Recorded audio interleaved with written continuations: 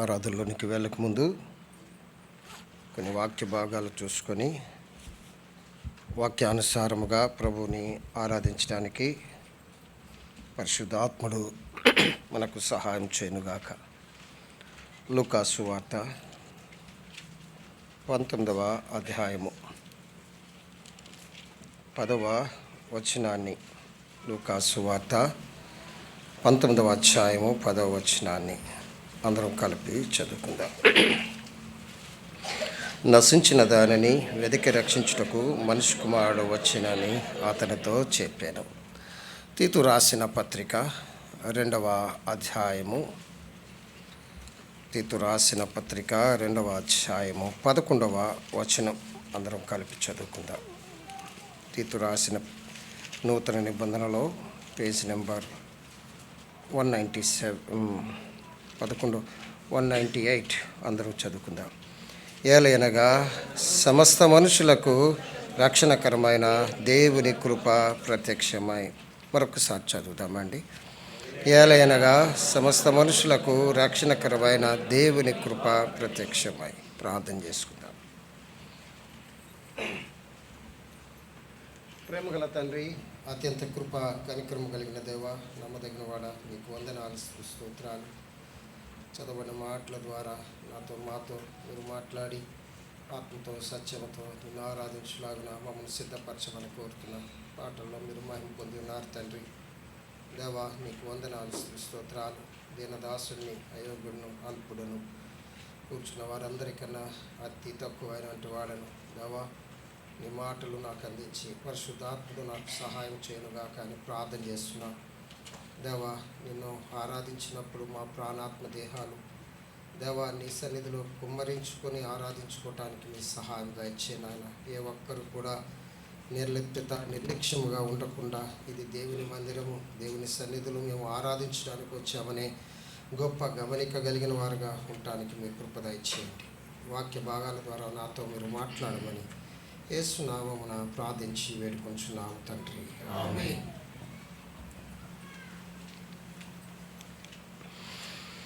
తీతుకు రాసిన పత్రిక 2వ అధ్యాయము 11వ వచనములో, ఏలయనగా సమస్త మనుషులకు రక్షణకరమైన దేవుని కృప ప్రత్యక్షమైంది. సమస్త మనుషులకు, ఒకరికి కాదు, సమస్త మనుషులకు రక్షణకరమైన దేవుని కృప ప్రత్యక్షమైంది. రక్షణకరమైన దేవుని కృప, దేవుని కృప వలనే ఆయన మనలను రక్షించున్నాడు. ఎఫెసీ పత్రికలో ఆయన కృప వలనే మనం రక్షించున్నాం. ఆ రక్షణకరమైన కృపలో నశించిపోయిన మనలను వెదికి రక్షించడానికే ఆ కృప ప్రత్యక్షమైంది. ఆ కృప ప్రత్యక్షమైపోయింది. చూడండి, మొదటి యోహాను రాసిన పత్రిక దేవుని మొదటి యోహాను పత్రిక మాట చెప్తా. 3వ అధ్యాయము 5వ వచనం, 3వ అధ్యాయం 5వ వచనం. పాపములను తీసివేయటకే ఆయన ప్రత్యక్షం మాయను. పాపములను తీసివేయడానికి కొరకే ప్రభు ప్రత్యక్షమయ్యాడు. ఎలాగ ప్రత్యక్షమయ్యాడు? కృపగా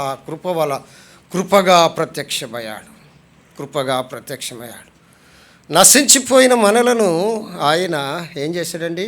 వెదకి రక్షించి ఉన్నాడు. చూడండి, రండి, లూకాసు వార్త 19వ అధ్యాయంలో మొదటి వచనం చదువుతారు. మనకు తెలిసిందే కానీ మరొకసారి అది జ్ఞాపకం చేసుకుందాం. ఒక 4-5 భాగాలు జ్ఞాపకం చేసుకొని మనం ముందుకు వెళ్దాం.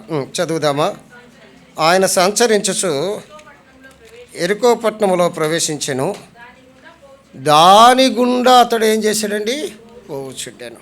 ఒక మాట, ఎరికో అనగా శాపగ్రస్తమైన పట్టణంలో పాపి అయిన మానవుడు ఉన్నాడు కదండి. శాపగ్రస్తమైన పట్టణంలో పాపి అయిన మానవుడు ఉన్నాడు. యెహోషువ గ్రంథం 6వ అధ్యాయము 26వ వచనం. అది ఎంత శపించబడిందో చూస్తున్నాం. మొదటి విషయం, శాపగ్రస్తమైన పట్టణంలో పాపి అయిన మానవుడు ఉన్నాడు. చదవండి, 6:26. యెహోషువ, ఆ కాలమున యెహోషువ చేయించి వారికి ఇలాగ ఆజ్ఞాయించెను. ఎవడు ఎరుకో పట్టణమును కట్టించబూనుకొనునో వాడు యెహోవా దృష్టికి శాపగ్రస్తుడగును. శాపగ్రస్తుడవుతాడు. మొదటిగా శాపగ్రస్తమైన పట్టణములో పాపి అయిన మానవుడు ఉన్నాడు. ఈ శాపకరమైన లోకములో పాపి అయిన మానవులుగా మనం మిగిలి ఉన్నాం. మనము ఎలా ఉన్నాండి? పాపంతో ఉన్నాం. కాబట్టి చూడండి, మొదటి రాజుల పుస్తకం 16వ అధ్యాయం 34వ వచనం. మొదటి రాజులు 16:34 చదువుతారా? దినములలో బేతేలీయుడైన ఇహీయేలు యెరికో పట్టణమును కట్టించి ఇహీయేలు ఏం చేశాడు? ఎరుకో పట్టణాన్ని కట్టించాడు. అతడు దాని పునాది వేయగా అబీరాము అను అతని జ్యేష్ఠపుత్రుడు చనిపోయి చచ్చిపోయాడు. దాని గౌనులను ఎత్తగా రెగూబు అను అతని కనిష్ఠపుత్రుడు చనిపోయి చూడండి, చూసారా? ప్రియమైన వాళ్ళ శాపగ్రస్తమైన లోకములో మనం పాపులుగా ఉన్నాం. అందరము, ఏ భేదము లేదు, అందరూ పాపం చేసినట్టు వారే. పాపం వలన వచ్చు జీతము మరణప్రాప్తులం.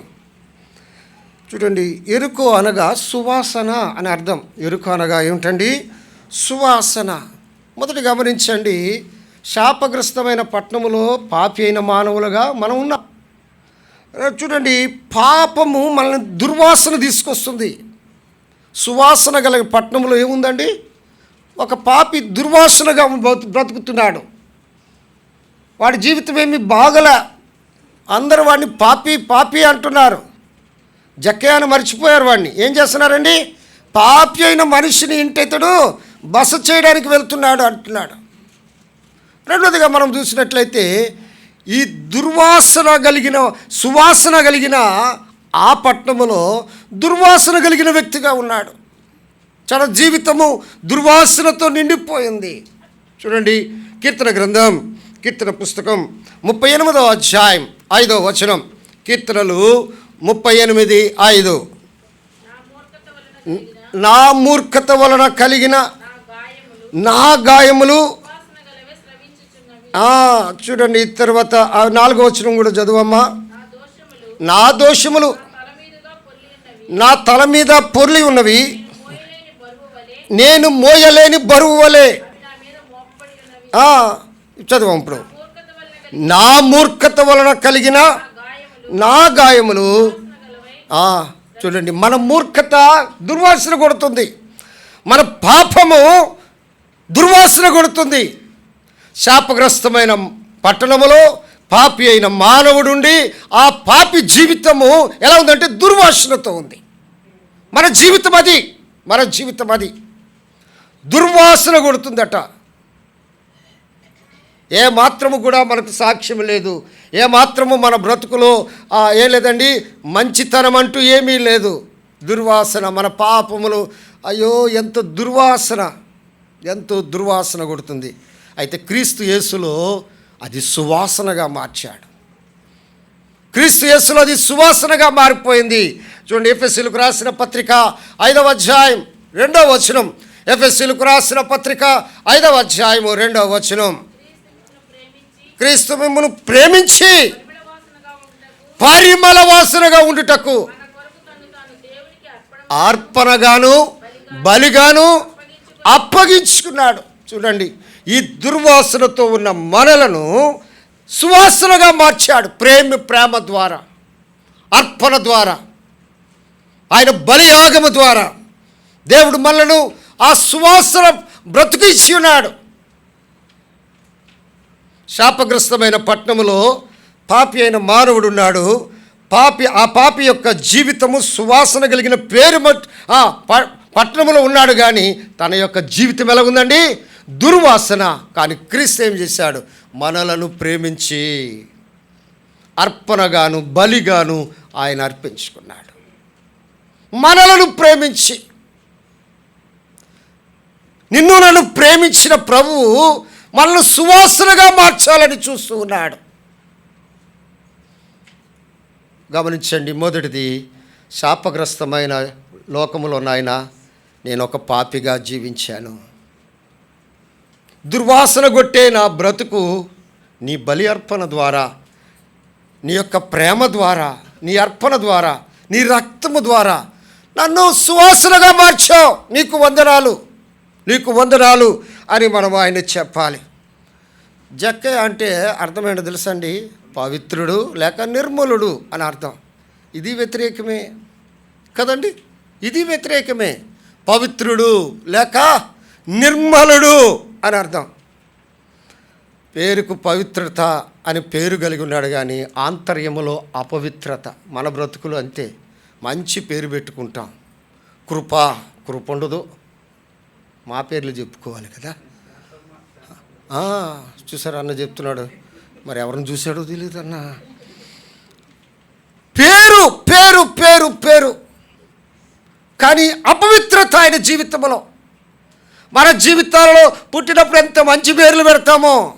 రమ్య, ఎవరు లేరు కదా, రమ్యత అస్సలు ఉండదు. అర్థమైందా? పేరు ఉంటుంది కానీ బ్రతుకులేదు. ప్రభు ఇతడికి ఏముందండి? జక్కయ్య పవిత్రుడు, నిర్మలుడు, ఆంతర్యములు అంతా అపవిత్రతే. మార్కు సువార్త 7:21 ఉన్న అపవిత్రత మన జీవితాల్లో ఉంది. పేర్కొంటూ ఉంటాం, క్రైస్తవులు అంటాం, పరిశుద్ధులం అంటాం, విశ్వాసులం అంటాం. అర్థమైందా?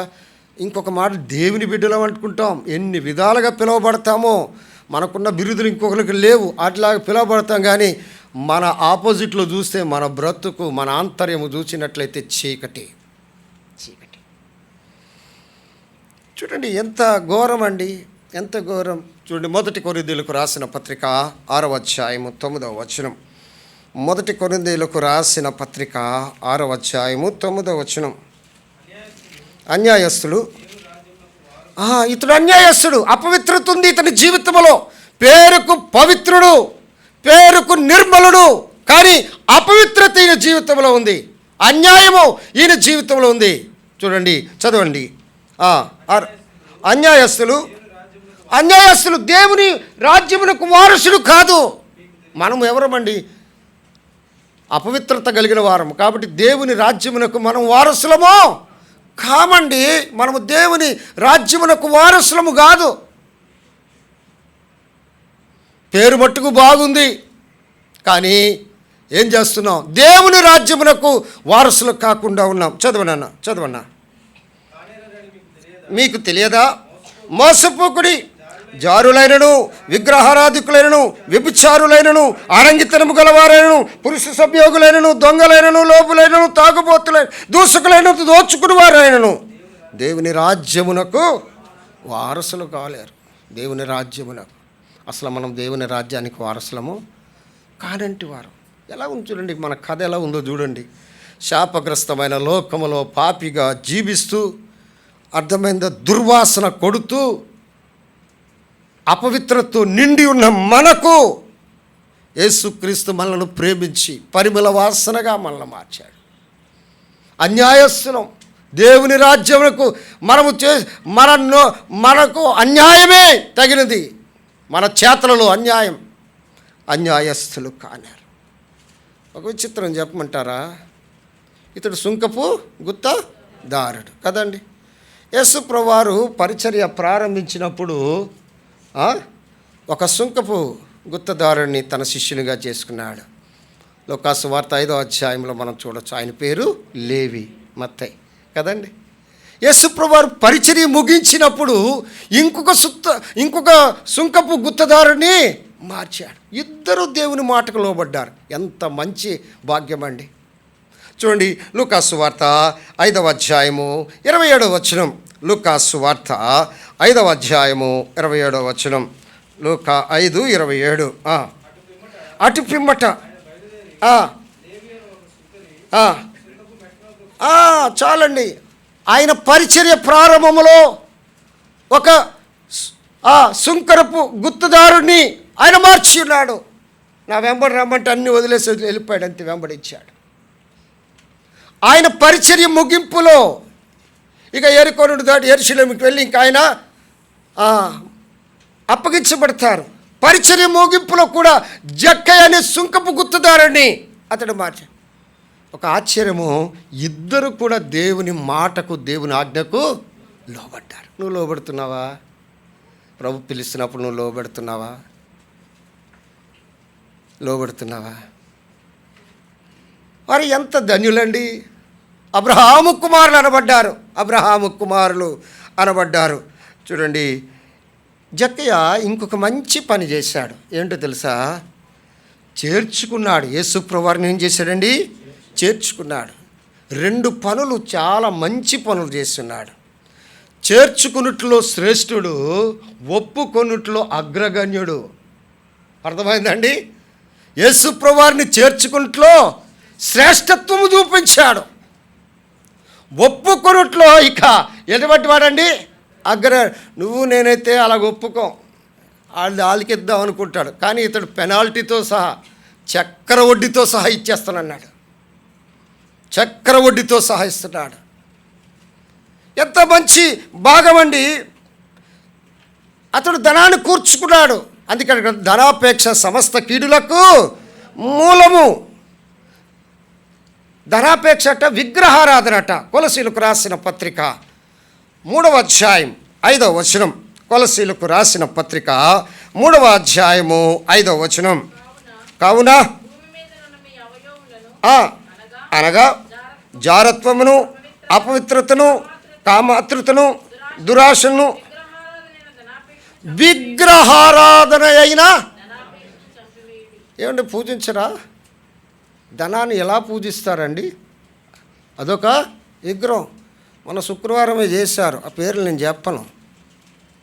అర్థమైంది? లక్ష్మి వచ్చేయాలట.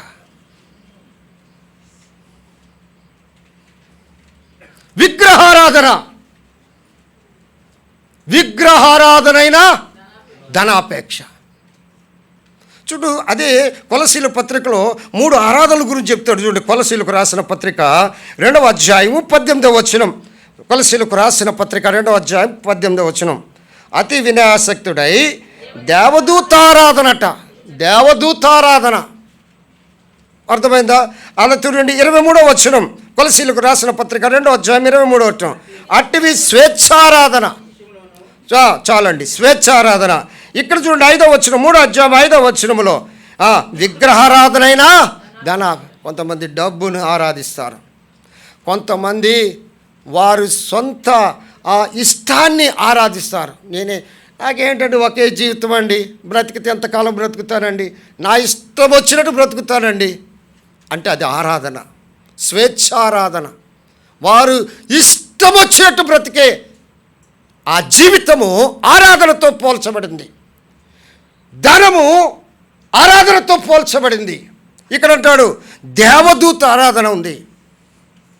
చాలా ఆరాధనలు ఉన్నాయి, అవి చెప్పను. కానీ మన ప్రభు మనకి ఆరాధించాడంటే దేవుడు ఆత్మ గనుక ఆయనను ఆరాధించువారు ఆత్మతోనూ సత్యం. మనకి దేవుని ఆరాధన, దేవుని మన కొరకు చేసినది, మనం ఆయన్ని ఆరాధించేదిగా ఉంటుంది. చాలామంది డబ్బును ఆరాధిస్తుంటారు. ఇక వారు ఎంత ఆరాధిస్తారో తెలియదండి. మనం తక్కువ. మారవాడిసి చూడండి ఏం చేస్తారండి, ఎంతగా ఒక బడ్జెట్కున్న బొమ్మను పెట్టుకొని ఎవడొచ్చినా ఆడు ముందు ఇడికా చూసి ఆడికా చూస్తాడు. కాదు. జక్కయ్య ఏం చేశాడో తెలుసండి? చేర్చుకున్నట్లు శ్రేష్ఠుడు. నువ్వు చేర్చుకున్న యేసు ప్రభు వారిని, నువ్వు శ్రేష్టంగా ఉంటావు. ఒప్పుకొనుట్లో అగ్రగణ్యుడు. తనలాగా ఎవరు ఒప్పుకోలేదండి. అయ్యా నేను ఇచ్చేస్తాను, 4 ఇంతలు ఇచ్చేస్తాను, ఇదిగో నేను ఇది చేశాను, ఇది ఇచ్చేస్తానా. మనం 2 చేయం. మన జీవితంలో 2 జరగవు. చేర్చుకోము, ఒప్పుకోము. ఎంతకాలం దేవుని మందిరానికి వచ్చి దేవుని నీ స్వంత రక్షకుడిగా అంగీకరించకపోతే ఎందుకు వచ్చి లాభం?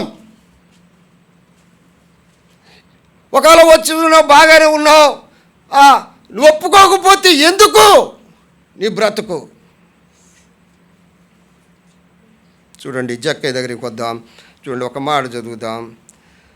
చూడండి ఎంత మంచి మాటలండి. తిమోతీలకు రాసిన పత్రిక, 1 తిమోతీలకు రాసిన పత్రిక 6వ అధ్యాయం 17-19 వచనాలు. 17, 18, 19 వచనాలు. చూడండి, ఇహమందు ధనవంతులైన వారు ధనము వలన గర్విష్టము, గర్వం వస్తుంది, కంపల్సరీ వస్తుంది, వద్దన్నా వస్తుంది. గర్విష్ఠులు గాక. అస్థిరమైన ధనమునందు నమ్మిక ఉంచక. ఇది ఈ ధనం ఎటువంటిదండి? అస్థిరమైన ధనమట. నమ్మిక ఉంచక సుఖముగా అనుభవించుటకు సమస్తమును మనకు ధారాళముగా దయచేయి దేవుని యందే నమ్మిక ఉంచుడని ఆజ్ఞాపించుము. వారు వాస్తవమైన, చూడండి అక్కడ గమనించండి, వారు వాస్తవమైన జీవమును సంపాదించుకొని నిమిత్తము, చూడండి, వారు వాస్తవమైన జీవమును సంపాదించుకొని నిమిత్తము రాబోవు కాలమునకు మంచి పునాది తమ కొరకు వేసుకొనుచు మేలు చేయువారును. ఏ ధనం కావాలండి మనకి? సత్క్రియలు ఒక ధనముతో పోల్చబడింది. సత్క్రియలు ఒక ధనముతో పోల్చబడింది. రాబోవు దాని కొరకు నువ్వు చేసే సత్క్రియ ఆ పరలోక బ్యాంకులో నువ్వు దాచుకుంటున్నావు.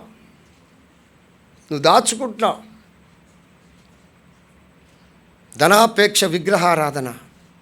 సత్క్రియ ఒక ధనం. దేవుని కొరకు నువ్వు ఖర్చు పెట్టింది సమయమైన, ఆరోగ్యమైన, బలమైన, ఒకవేళ ధనమైన, దాన్ని నువ్వు దేవుని యొక్క ఆ బ్యాంకులో నువ్వు దాన్ని కూర్చుకుంటున్నావు. రాబోవు మేలు విషయమే. చూడండి, ప్రభు చూచేవాడు ఉన్నాడు. జక్కయ్య ఆయన ఏం చేశాడండి? చూస్తున్నాడు, అందరిని చూస్తున్నాడు.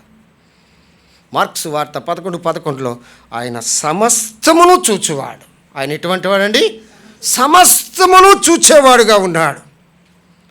యోబు గ్రంథం 34:21 ఆయన మన నడవడికను చూచేవాడు. ఉన్నాడు. ఆదికాండం 6:5 మన తలంపులు, మన ఊహను ఆయన చూచేవాడు. మన తలంపులను ఆయన చూస్తున్నాడు. చూడలేదనుకోకు. చెట్టు మీద ఉన్న జక్కయ్యను చూచిన దేవుడు మందిరంలో నన్ను కూడా చూస్తున్నాడు. ఒకవేళ మనం ఏది చేసినా ఆయన చూస్తున్నాడు. సమస్తమును చూచేవాడు. మార్క్స్ వార్త 11:11 మన ఊహను, మన తలంపులను చూచి అంటాడు. చూడండి, ఆదికాండము 6:5 చదవండి, ఎంత బాగుంటుందో. ఆదికాండము 6:5 చదవండి, ఎంత బాగుంటుందో. నరుల చెడితనము భూమి మీద గొప్పదనియు ఎల్లప్పుడూ కేవలము చెడ్డదనియు యెహోవా చూచి. అంతే చాలండి. ఏం చేశాడండి? చూచాడు. అరే వీళ్ళు ఇంతేరా అనుకున్నాడు. ప్రియమైన వాళ్ళారా, మన జీవితం ఎలా ఉంది? శాపగ్రస్తమైన లోకములో పాపిగా జీవిస్తూ మాత్రము కూడా ఆ దుర్వాసన కొడుతున్న నీ కొరకు మనలను ప్రేమించి తన అర్పణగా అర్పించుకున్న ప్రభువు నిన్ను చూచాడు. నిన్న ఆ స్థితిలో ఉండడము ఆయనకి ఇష్టం లేదు. ఆ దౌర్భాగ్యమైన స్థితిలో, ఆ దుర్వాసనలో. అర్థమైందా? చూడండి, తాగినోడికి ఎక్కడ పడుకుంటాడో ఎవడికి అర్థము కాదు. వాడు ఒకసారి అది మరి ఫౌంటైన్ అనుకుంటాడో ఏమనుకుంటాడో తెలియదు, కానీ ఆ కుల్లి కాలువలు అలాగ ఆనందిస్తాడో తెలుసండి. అటువంటి బ్రతుకు మనం. నిన్ను చూచాడు దేవుడు, నిన్ను ప్రేమించాడు, నిన్ను సువాసనగా మార్చాలని. ప్రభా, శాపగ్రస్తమైన లోకములో పాపిగా జీవిస్తున్న నన్ను, దుర్వాసనతో నిండిన నువ్వు నన్ను ప్రేమించి పరిమళ వాసనగా ఉండటానికి కొరకై నా కొరకే నువ్వు అప్పగించబడ్డావు, అర్పణగా అర్పించబడ్డావు. అందును బట్టి నీకు వందనాలు ప్రభు. అంత మాత్రమే కాదు, నిన్ను చేర్చుకొనుట వలన, నిన్ను ఒప్పుకొనుట వలన నీ కుమారుడుగా, నీ కుమార్తెగా ఇతడును అబ్రహాము కుమారుడే స్వీకరించావయ్యా, నీకు వందనాలు అని చెప్పాలి. ఆయన మనల్ని చూచే దేవుడిగా ఉన్నాడు. పోగొట్టుకున్న మహిమ ప్రభు తిరిగి మనకిచ్చాడు. పోగొట్టుకున్న మహిమ క్రీస్తులో మళ్ళీ దేవుడు మనకిచ్చాడు. చూడండి కీర్తన గ్రంథం 50:1 చదువుతారా? కీర్తనలు 50:1. దేవాది దేవుడైన యెహోవా ఆజ్ఞ ఇచ్చున్నాడు. తూర్పు దిక్కు మొదలుకొని పడమటి దిక్కు వరకు రమ్మని ఆయన పిలుస్తున్నాడు. భూనివాసులను ఏం చేస్తున్నాడు? మనం మహిమ కోల్పోయాం. మనకు తెలిసిన మాటే రోమపత్రిక 3:23 ఏ భేదము లేదు, అందరూ పాపము చేసి దేవుడు అనుగ్రహించు మహిమను పొందలేకపోయాం. దేవుడు మహిమ ఇస్తే దాన్ని పొందలేకపోయాం. ఆ మహిమ యేసుక్రీస్తులో మళ్ళీ దేవుడు మనకిచ్చాడు. 2వ దశలోనికే రాసిన పత్రిక 2వ అధ్యాయం 13-14 వచనాలు. 2వ దశలోనికే రాసిన పత్రిక 2వ అధ్యాయము 13-14 వచనాలు చదవండి. సహోదరులారా, ఆత్మ మిమ్మను పరిశుద్ధపరచడం వలన మీరు సత్యమును నమ్ముట వలన రక్షణ పొందుటకు దేవుడు ఆది నుండి మిమ్మను ఏర్పరచుకొనెను గనుక మేము మిమ్మను బట్టి ఎల్లప్పుడూ దేవునికి కృతజ్ఞతాస్తులు చెల్లింపబద్ధులమై ఉన్నాం. చూడండి, అక్కడ గమనించండి 14. మీరు ఇలాగున రక్షింపబడి మన ప్రభు అయిన యేసుక్రీస్తు యొక్క మహిమ పొందవలనని ఆయన మా సువార్త వలన మిమ్మను, ఆ మహిమ తిరిగి ఎలాగివ్వబడింది? యేసుక్రీస్తు ద్వారా. ఏ భేదము లేదు, అందరూ పాపము చేసి దేవుడు అనుగ్రహించు మహిమను మనం పోగొట్టుకుంటే ఆ మహిమ కలిగిన ప్రభువు మళ్ళీ ఆ మహిమను మనకు చూడండి ఎంత బాగుందో. మీరు ఇలాగున రక్షింపబడి మన ప్రభు అయిన యేసుక్రీస్తు యొక్క మహిమను పొందవలనని దేవుడు మనకు పోగొట్టుకున్న మహిమను తిరిగి యేసుక్రీస్తులో మనకు అనుగ్రహించినట్టు వాడు ఉన్నాడు. ఉదయకాలంలో ప్రభు నువ్వు ఆరాధించాలి. దేని కొరకు వచ్చాం? ఆరాధించడానికి వచ్చాం. అర్థమైందండి? ఆరాధించడానికి వచ్చాం. ఆరాధించకుండా వెళ్తే ఏం లాభం అండి? ఏమి లాభం? ఆరాధించకుండా ప్రభువుని గణపరచకుండా వెళ్తే ఏమి లాభం? నీ జీవితంలో ప్రభువుని స్తుతించకుండా ఎంటే ఏమి లాభం? గమనించండి. చూడండి, మనల్ని ఎలా పిలిచాడు ఆయన. కీర్తన గ్రంథము 50వ అధ్యాయము 1వ వచనం చదవండి. మనల్ని ఎలా పిలిచాడండి? కీర్తన 51. తూర్పు దిక్కు మొదలుకొని పడమటి దిక్కు వరకు భూనివాసులను రమ్మని ఆయన ఏం చేస్తున్నాడు? రండి రండి, ప్రయాసపడి భారం మోసుకున్న సమస్త జనులారా నా యొద్దకు రండి. తూర్పు దిక్కు మొదలుకొని పడమటి దిక్కు వరకు ఆయన భూనివాసులు ఏం చేస్తున్నాడు? బూదిగంత నివాసులారా నా వైపు చూసి రక్షణ పొందండి ఆయన పిలుస్తున్నాడు. ఎలా పిలిచాడో తెలుసా? ఇదే దశలోనికే పత్రిక చూడండి ఎలా పిలిచాడో చూడండి. 2వ అధ్యాయము 14వ వచనం. మహిమ పొందవలనని సువార్తతో పిలిచాడు. ఆయన సువార్త ద్వారా మనల్ని పిలిచాడు. ఆయన సువార్త ద్వారా మనల్ని పిలిచాడు. నేను ముగిస్తాను, గమనించండి. మొదటిగా శాపగ్రస్తమైన పట్టణంలో పాపి లాంటి మనుషులం. రెండవదిగా పాపం వలన దుర్వాసనతో నిండిన మనలను యేసుక్రీస్తులో మనల్ని ఏం చేశాడండి? సువాసనగా మార్చాడు. మూడవదిగా పేరుకు పవిత్రులమని పిలువబడుతున్నాం. ఆచారాల ద్వారా పవిత్రపరచాలనుకుంటున్నాం, కానీ ఆంతర్యంలో అపవిత్రత కలిగిన మనలను ఆయన యేసు రక్తము ప్రతి పాపము నుండి మనల్ని ఏం చేసింది? పవిత్రపరిచింది. మూడవది. నాలుగవదిగా చూసినట్లయితే యేసుక్రీస్తు ప్రభువారిని మన స్వంత రక్షకుడుగా చేర్చుకున్నట వలన, ఒప్పుకొనుట వలన ఆ యేసుక్రీస్తు ప్రభువారు మన హృదయంలో జక్క ఇంటిలో నివసించినట్లు మన ఇంటిలో నివసించాడు. ఐదవదిగా చూసినట్లయితే పోగొట్టుకున్న మహిమ క్రీస్తు యేసులో తిరిగి మనకి ఇవ్వబడింది. ఎలాగా? అందరినీ పిలుస్తున్నాడు. ఎలా పిలిచాడు? సువార్త వలన. ఆ సువార్త మనల్ని ఏం చేసింది? విడుదలలోకి తీసుకొచ్చింది. సువార్త అంటే గమనించండి, మీకు అది జరుగుతుంది ఇది జరుగుతుంది సువార్త కాదు, అది దొంగ సువార్త. అర్థమైందా? మీరు ప్రభు దగ్గరికి వస్తే ఇలాగైపోతారు అలాగైపోతారని కాదు. అది సువార్తే కాదు. యేసు ప్రభువారు తండ్రి కుడి పార్శ్వమును విడిచిపెట్టి మానవుల పాపము కొరకై భూలోకములకు అరుదించి మన పాపముల కొరకు కల్వరి శిలువలో బలైపోయి ప్రాయచిత్తము చెల్లించి సమాధి చేయబడి 3వ దినాన లేచి ఆరోహణమయ్యాడు. ఆ గొప్పది అదే సువార్త. అంతకు మించినది వేది వచ్చినది సువార్త కాదు. చూస్తారా మాట చూస్తారా? కొరింథీయులకు రాసిన పత్రిక ఇది చూసుకొని ఆరాధనలోకి వెళ్దాం. చూడండి 15వ అధ్యాయం మొదటి కొరింథీ అదొక్కటి చూసుకొని మనం 15వ అధ్యాయము ఇది సువార్త 3వ వచనం 4 మొదటి కొరింథీ 15:3 నాకు ఇవ్వబడిన ఉపదేశమును అది సువార్త. అది ఏదనగా లేఖనముల ప్రకారము క్రీస్తు మన పాపముల నిమిత్తము మృతి పొందెను, సమాధి చేయబడెను, లేఖనముల ప్రకారము. ఇది సువార్త. ఆ సువార్త మనల్ని పిలిచింది. దీనికి మించినది సువార్త కాదు.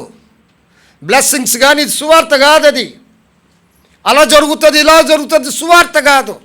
యేసు క్రీస్తు నీ హృదయం అందు విశ్వసించి నీ నోటితో ఒప్పుకునే వల్లనే ఈ సువార్తకు నువ్వు లోబడ్డా. ప్రభువును ఆరాధిద్దామా? నశించిన దానిని వెతికి రక్షించుటకు మనుష్య కుమారుడు లోకమునకు వచ్చాడు. దేవుని కృప మనకేమైందండి? ప్రత్యక్షపరచబడింది. శాపగ్రస్తమైన లోకములో పాపిగా జీవిస్తూ దుర్వాసన కొడుతున్న మనలను క్రీస్తు సువాసనగా మార్చాడు. యేసు క్రీస్తును చేర్చుకునుట వలన, ఆయనను ఒప్పుకునుట వలన మనం దేవుని కుమారులుగా తీర్చబడ్డాం. అంత మాత్రమే కాదు, పోగొట్టుకున్న మహిమ యేసుక్రీస్తులో మళ్ళీ మనకు దొరికింది. అది దశలోనికే రాసిన పత్రికలో మనము చూచున్నాం. ప్రభా నీకు వందనాలు, ప్రభా నీకు వందనాలు. ప్రభా నేను ఈ శాపగ్రస్తమైన లోకములో నాయన ఉన్నాను, పాపిగా జీవిస్తున్నాను, దుర్వాసన కొడుతున్నాను. నీవు నన్ను ప్రేమించి నీ పరిమళ వాసనగా మార్చావు. నీకు వందనాలు ప్రభా. నిన్ను చేర్చుకునటం వలన, నా పాపములను ఒప్పుకొనటం వలన నన్ను నీ కుమారునిగా కుమార్తెనిగా స్వీకరించావు. నీకు వందనాలు ప్రభా. పాపం వలన నీ మహిమను నేను కోల్పోయాను. కానీ యేసుక్రీస్తు ద్వారా ఆ సువార్తకు లోబడటం వలన, ఆ సువార్త పిలుపునకు లోబడటం వలన, తూర్పు నుండి పడమర వరకు ఆయన ఆహ్వానాన్ని నేను అందుకొనటం వలన ప్రభా నీ మహిమను మళ్ళీ నాకు ఇచ్చావు. ఈ మట్టి ఘట్టములో నీ మహిమ నింపినందుకు నీకు వందనాలని ప్రభువును మనము ప్రభు ఈ మాటలు దీవించునుగాక.